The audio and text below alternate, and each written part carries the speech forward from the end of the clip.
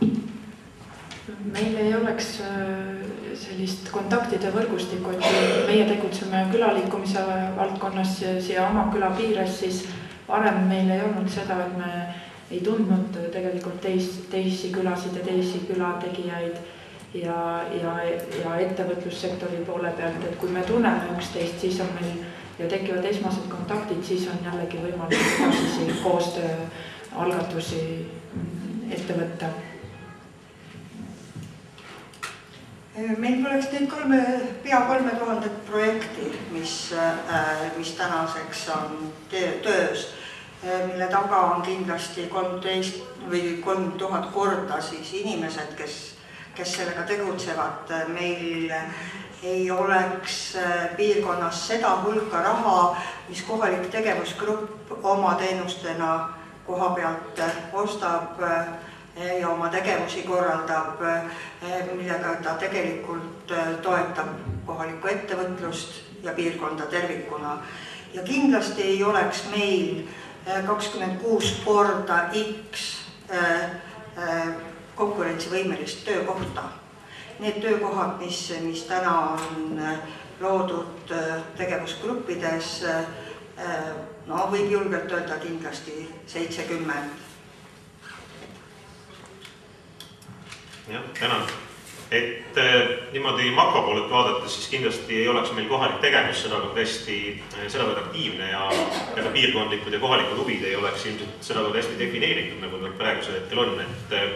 Ja kohaliku tasandi koostööst rääkides, siis võrgustumine tervikuna Eestis ei ole ju väga hea kõikides valdkondades, et ma ütleksin, et siin liider on kindlasti näidanud eeskuju.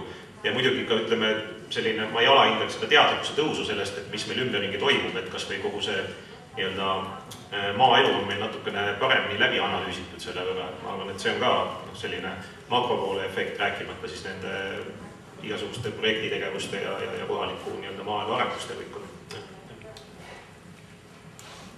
Ma loodan, et kõik need 26 kohaliku tegevusgruppi on pandud või on ühinenud kuidagi mingitel loogilistel ja selgelt mingit ühisosa rõhutavatel alustel ja seetõttu ma arvan, et võrreldes varasemaga meil ei oleks sellist ühtset valla piiridest kaugemale ulatuvat mõtestatud piirkonna arendamise kava.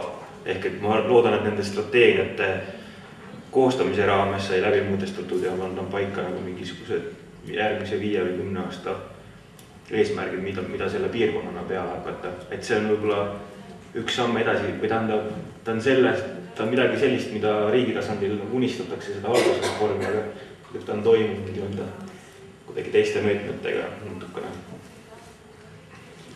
mingitel muudel alustel.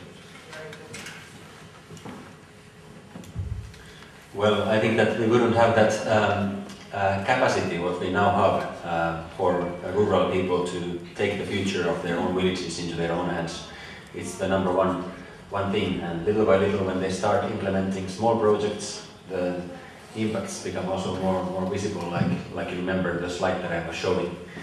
And on the other hand, I also think that we wouldn't have a self-esteem and a sense of identity that this capacity then builds for the villagers when they really can see that their village actually has a future and they can take the future into their own hands. There's nobody else that they are blaming, like politicians in the top level or some civil servant who is not doing his job. And we can call this concept actually a participatory democracy concept that is parallel to this parliamentary democracy where you just vote in the elections. But on this participatory democracy side, you can actually take the initiative in your own hands. And there are not so many tools for that, but Leader is one of the best and definitely the rural one. And I would agree with Petri, and I would say that we wouldn't have the increased capacities of the rural people. And as I had here a lot of very good questions. So that means more and more people, they are involved into the decision-making process, into the consultation process.